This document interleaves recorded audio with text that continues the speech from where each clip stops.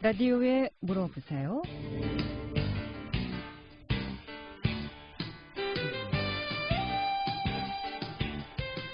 여러분 안녕하십니까? 라디오에 물어보세요. 진행의 김혜상입니다. KBS 원주방송국 라디오에 물어보세요는 매주 월요일부터 금요일까지 우리 생활과 밀접한 다양한 분야의 생활 상담을 해드리고 있습니다. 오늘은 노무 상담해드리겠습니다. 이용시 상담 전화 알려드립니다. 이용시 상담 전화는 764국에 6335번, 764국에 6336번 두 대의 전화 준비되어 있고요. 또 전화가 어렵거나 번거로운 분들은 50원의 정보 이용료 있는 문자 샵 8950으로 상담해 주시면 되겠습니다. 오늘은 이유민 노무사 모시고 노무 상담하겠습니다. 일, 가정, 양립 지원에 관한 법률 제도, 특히 이 코로나19로 인해서 또 아이들 등원을 못하고 있는 상황인데요. 이럴 때 이제 가족 돌봄 제도가 있습니다. 어떻게 좀 이용할 수 있는지 가족 돌봄 제도에 대해서 알아보고요. 또 육아휴직, 출산휴직, 또 고용 분야에 따른 여러 가지 경기 침체로 휴업, 휴직, 사직이 좀 늘어날 것을 대비해서 사업장에 불가피한 사유로 휴직했을 경우 또 휴업수당이나 코로나로 인한 권고사직, 또 연차 사용 등으로 인한 퇴직금 산정 등 여러 가지 궁금증에 관해서 전화 주시면 상담 받을 수 있겠습니다. 이용시 상담 전화 다시 한번 알려드리고 시작하겠습니다. 이용시 상담 전화 764국에 6335번, 764국에 6336번 또는 50원의 정보 이용료 있는 문자샵 8950으로 상담해 주시면 되겠습니다. 이유민 노무사 모시겠습니다. 안녕하십니까? 네, 안녕하세요. 네, 좀 불편하시더라도 마스크 네. 방송을 해 주시기 바라고요. 네, 우리 청취자 여러분들께서도 저희 모두 마스크를 지금 쓰고 방송을 하고 있는 관계로 혹시 방송 상태가 전과는 좀 다르더라도 양해해 주시길 바라겠습니다. 자, 이일 가정 양립 지원에 관한 법률 내용 올해부터 지금 시행이 되는 거죠? 아닙니다. 기존에도 있었던 법률이고요. 네. 일가족 양립 지원에 관한 법률이라고 우리가 보통 많이 이야기하는 출산휴가라든가 네. 아니면 육아휴직 관련한 부분이라든가 모성보호조항 관련한 내용들 있지 않습니까? 네.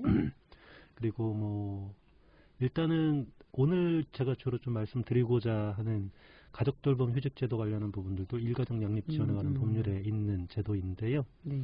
기존에도 이 제도들이 있긴 했었습니다. 오래된 제도들은 아닌데 작년을 기점으로 해서 기존보다는 좀 그 제도가 개선되고 지원 수준들도 상향되고 했던 부분들이 있는데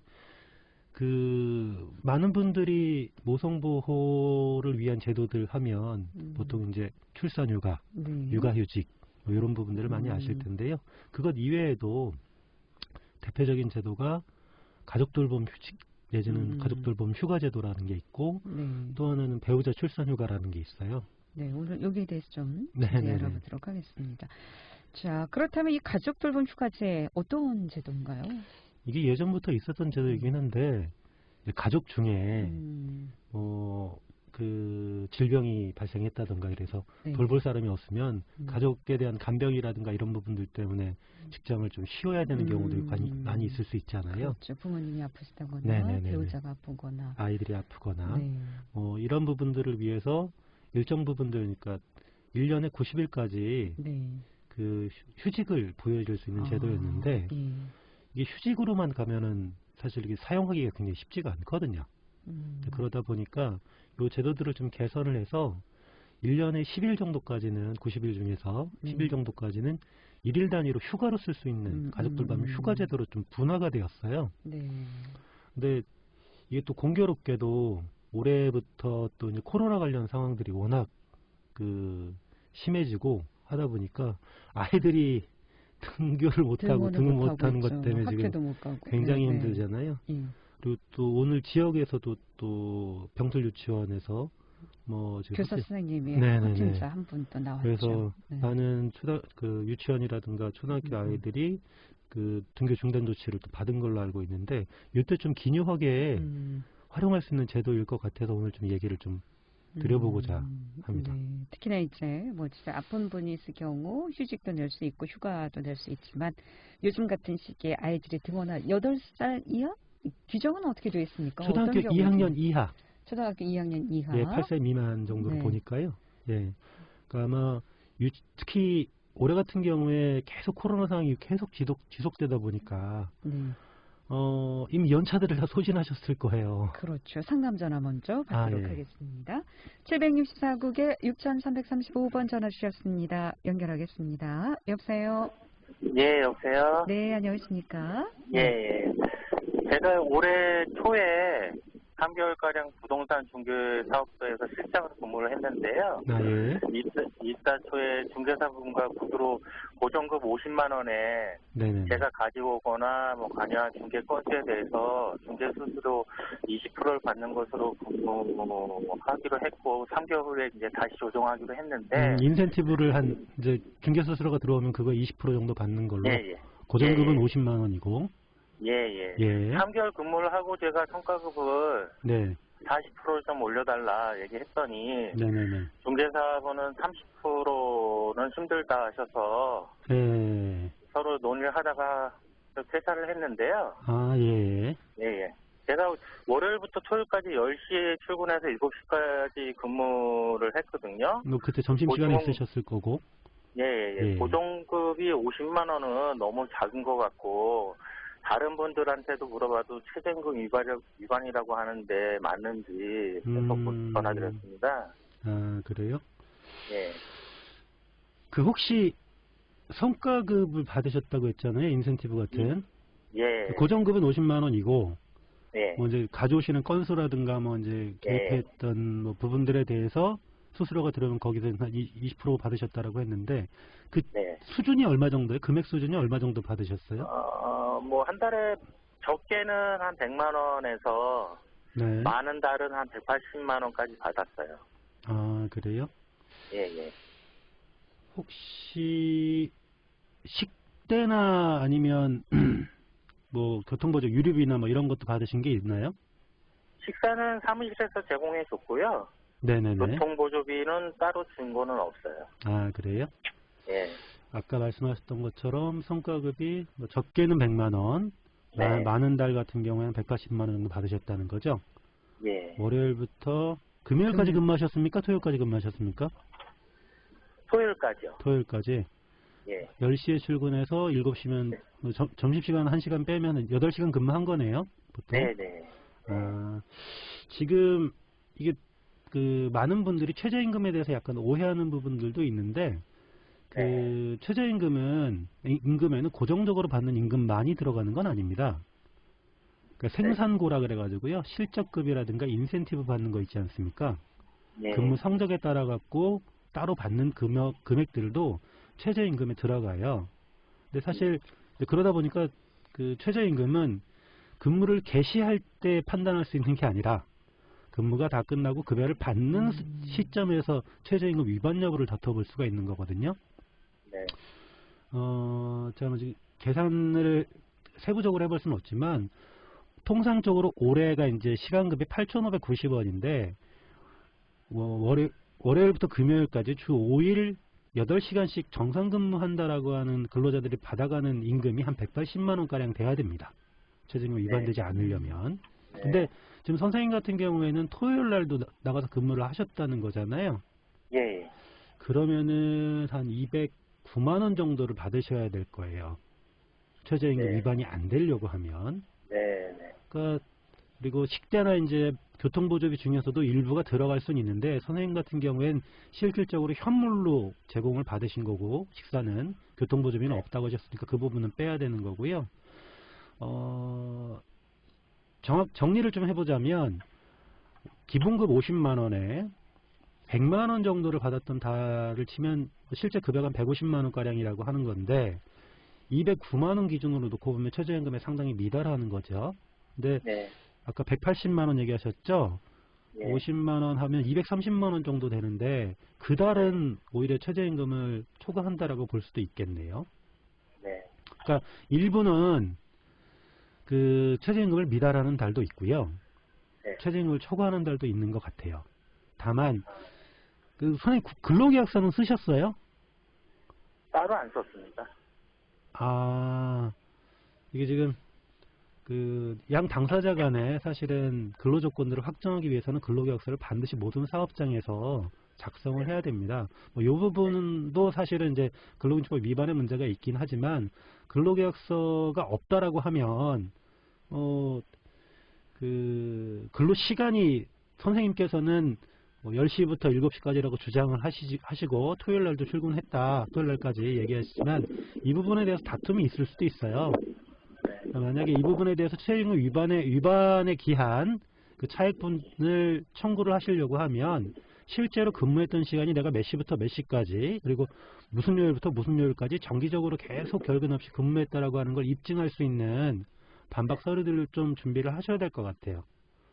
근로계약서가 있다면 그 문제가 이제 뭐 사실 서로 논할 필요가 없겠지만 선생님 사업장은 지금 구두로 근로조건을 획정한 상황이기 때문에 근로계약서가 없으니까 그 중개사분, 사업주분의 주장과 선생님의 주장이 다른 경우들도 간혹 있거든요. 그러니까 주장하는 사람이 입증을 해야 되니까 그 부분에 대해서는 선생님이 좀 자료를 준비를 하시고 최저임금 위반에 관련한 부분들에 대한 주장을 좀 전개해 나가시면 미지급분, 차액분을 지급받으실 수 있을 것 같습니다. 예. 뭐 다른 질문 있으신가요? 네, 없습니다. 감사합니다. 네, 고맙습니다. 인센티브 지급 부분에 대해서도 최저임금제가 적용이 됩니까? 네, 그렇습니다.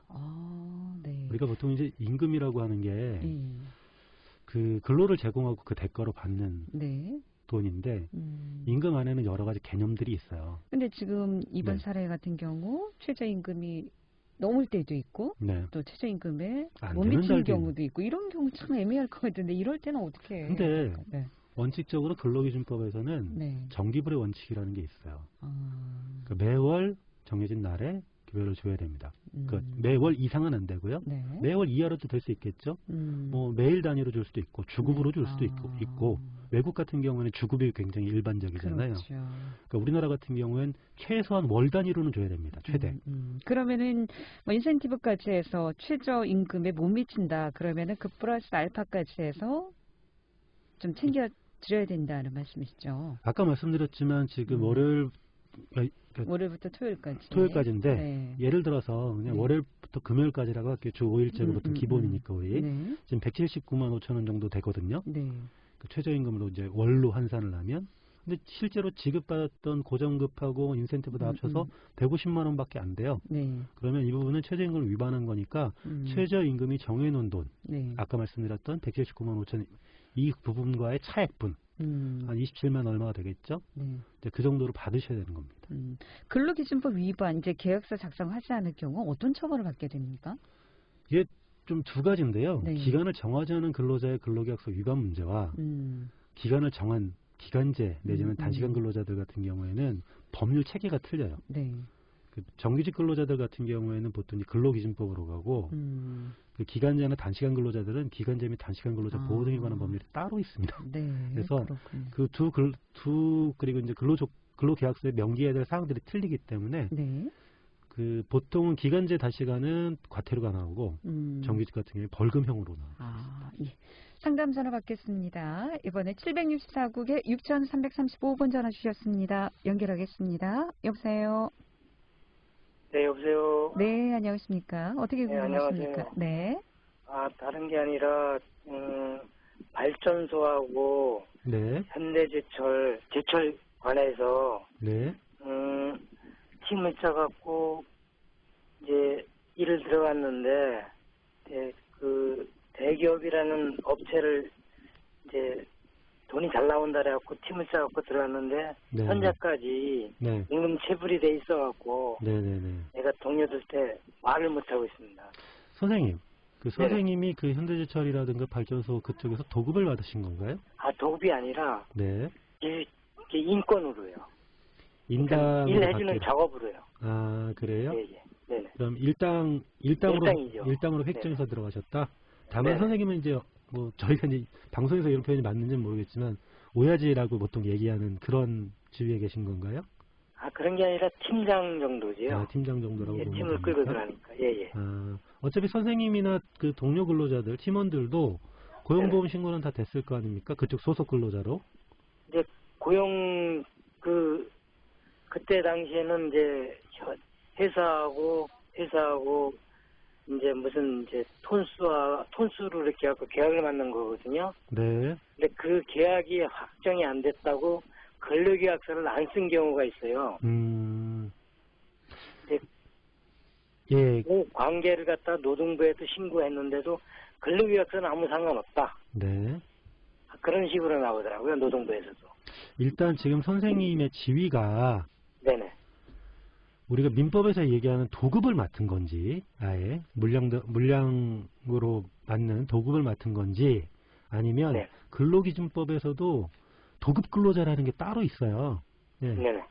이제 그런 근로기준법상의 근로자 중에 네, 그런 경우로 볼 수 있는지가 약간 애매한 부분들일 것 같아요. 고용노동부에서도 아마 그 체불임금 진정을 하시거나 했을 때 이 부분이 많이 다투어집니다. 그리고 민법상의 도급으로 분류를 하게 되면 이건 체불임금이 아니라 민사상의 어떤 그 도급비 미정산의 문제이기 때문에 민사소송을 하셔야 되는 문제일 거예요. 근데 그 제가 좀 말씀드리고자 하는 바는 기본적으로 예전에 비해서 건설이라든가 아니면 뭐 이쪽 그 업계 쪽에서의 어떤 그 사람을 쓰는 구조들이 옛날에는 정확하게 일당 근로계약을 체결하고 일당을 하고 근로관계가 완벽하게 이루어지는 형태들이 많았다면 최근에는 소위 말하는 물량도급 형태, 그러니까 뭐 평당 얼마 아니면 뭐 톤당 얼마 이런 형태로 하는 경우들이 굉장히 많아졌어요.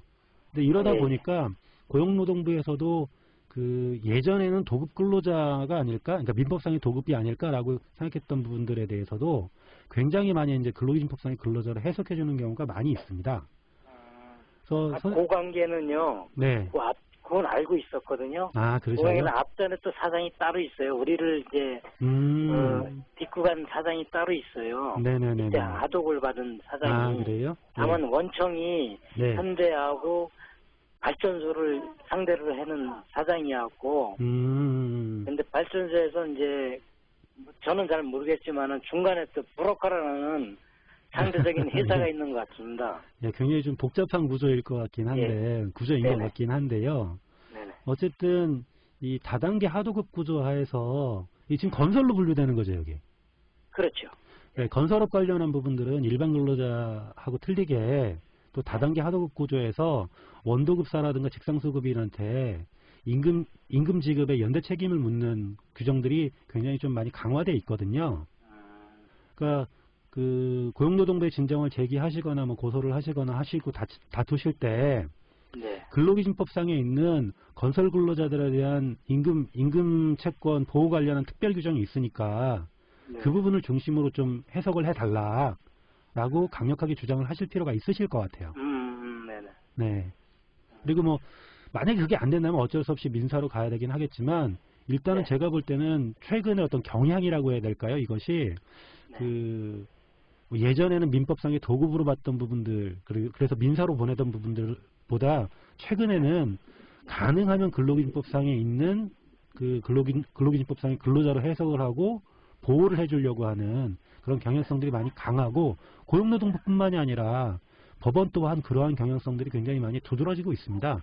그래서 아까 말씀드렸던 것처럼 근로기준법상에 있는 그 건설 근로자들에 대한 임금채권 보호 관련한 특별 규정들이 있으니까 그 부분들에 대한 것들을 강력하게 주장을 하시면서 원도급사라든가 직성수급인에 대한 책임에 대한 부분들을 좀 정확하게 좀 밝혀달라고 그 조사 과정에서 정확하게 얘기를 하실 필요가 있을 것 같아요. 잘하셨습니다. 네, 고맙습니다. 네, 감사합니다. 라디오에 물어보세요. 오늘 노무 상담하고 있습니다. 이용해서 상담 전화 764국에 6335번, 764국에 6336번 두 대의 전화 준비되어 있습니다. 11시 34분 지나고 있습니다.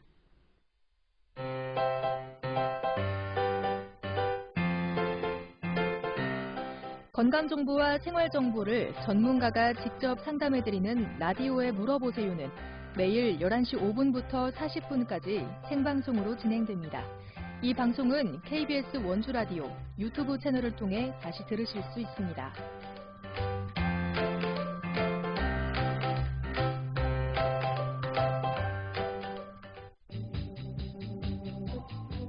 여러분께서는 KBS 원주방송국에서 진행해드리는 라디오에 물어보세요를 듣고 계십니다.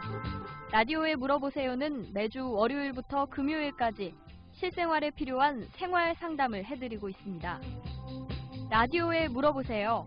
지금 여러분의 상담 전화를 받고 있습니다. 전화 주실 곳은 764-6335번, 764-6336번입니다. 지금 전화 주시면 전문가와 바로 상담하실 수 있습니다.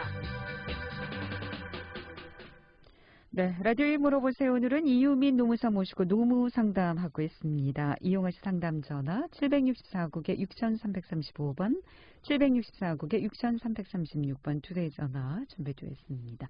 이 가족 돌봄 제도, 네, 어떻게 좀 활용할 수 있는지 빨리 좀 들어봐야 될 것 같습니다. 네. 보통은 이제 아프거나 뭐 이런 사람들이 있으면 활용을 하려고 이 제도를 만들었는데 코로나19 상황이 워낙 좀 많이 심각하다 보니까 또 빠르게 이 부분을 가족 돌봄 휴가제도 1년에 10일까지 쓸 수 있는 제도에 그 지원 대상에 그 만 8세 이하 또는 그 초등학교 2학년 이하의 자녀가 접촉자로 분류되거나 뭐 증상자로 분류되는 경우들에 대해서도 지원을 해줄 수 있도록 했어요. 상담 전화 또 들어왔습니다. 상담 전화 먼저 받겠습니다. 764국에 6335번 전화 주셨습니다. 연결하겠습니다. 여보세요? 네, 여보세요? 네, 어떻게 궁금하십니까? 네, 철 일을 하는데요. 어떤 일이요? 오빠가 철 용접하는 거요. 아, 예. 근데 이제 신용불량이에요. 아, 신용불량이시라고요? 예, 그래서 임금을 통장으로 못 받고 같이 사는 여자분 앞으로 받았어요. 네. 근데 제대로 이제 신용불량이니까 일 시켜주는 것만 해도 고마워서 서류를 제대로 쓰지 않고서 일을 이제 하다가 회식 자리에서 노래방 같은데 회식 자리에서 다 같이 이제 일하는 사람 이렇게 데리고 가서 회식 자리에서 이제 쓰러진 거예요. 그럴 때는 받을 수 있나요? 문제는? 산재를 얘기하시는 거죠, 지금? 예. 노무 뭐 그런 거가 아닌가요? 아니 맞습니다. 네, 이제 산재 관련한 부분들도 상담을 해드리고 있으니까. 근데 지금 이게 사망건인가요? 아니요. 쓰러지신 거죠, 그냥. 예. 어차피 오빠 되시는 분의 명의로 산재 신청을 하는 거기 때문에 특별하게 문제는 없고요. 다만 이제 문제가 되는 거는 신용불량이라는 것 때문에 근로계약서라든가 임금이라든가 이런 것들을 본인 명의로 정확하게 작성되거나 지급받지 못했던 문제들이 있는 거잖아요. 예. 근데 근로국정단에 산재를 신청하시면 그쪽에서 관련 서류들을 뭐 이제 그 사업주한테 제출해 달라거나 근로자한테 제출해 달라고 하는데 이게 올바른 건 아니지만 의외로 굉장히 많이 있습니다. 이게 신용불량 문제라든가 뭐 이런 부분들 개인적인 사정 때문에 본인 명의의 어떤 금융계좌로 지급받지 못하고 현금으로 받는다든가 아니면 다른 사람 명의로 받는 경우들이 꽤 많거든요. 예, 엄청 많더라고요. 예. 근데 여하튼 이 부분에 대해서는 지금 이제 같이 동거를 하셨던 분이 이제 수급을 하셨던 분 통장 그분이 확인서를 쓰고 당사자도 쓰고 사업주 분 또한 그러한 구조들을 알고 지금 지급을 하셨을 거예요. 특수성을 알고. 그러니까 사업주분이라든가 실제로 지급받으셨던 분이 뭐 본인이 이러한 부분들을 받았지만 이것은 본인이 근로에서 받은 게 아니라 지금 쓰러지신 오빠분의 근로 대가로서 받은 임금에 관련한 부분들을 내가 대리수급한 거다. 라고 하는 부분들은 사실 확인들을 사업주와 수급받으신 분 거를 받으셔서 근로복지공단에 제출을 하면 근로복지공단에서도 간단한 사실관계 확인들을 통해 가지고 실제로 근무를 하고 돈 받은 건 맞으니까요. 그 부분들에 대해서는 인정을 해주실 겁니다. 신용불량자라도 확인이 직접 인정을 받을 수 있다는 말씀이십니다. 방송 시간이 다 돼서요. 더 궁금한 사항은 전화 끊지 말고 기다리시면 상담받을 수 있겠습니다. 오늘 여기까지 듣겠습니다. 고맙습니다. 잘 들었습니다. 예, 오늘 이유민 노무사 모시고 노무 상담해드렸고요. 다음 주 월요일 이 시간에는 오시엘 변호사 모시고 법률 상담하겠습니다. 함께해 주신 여러분 고맙습니다. 안녕히 계십시오.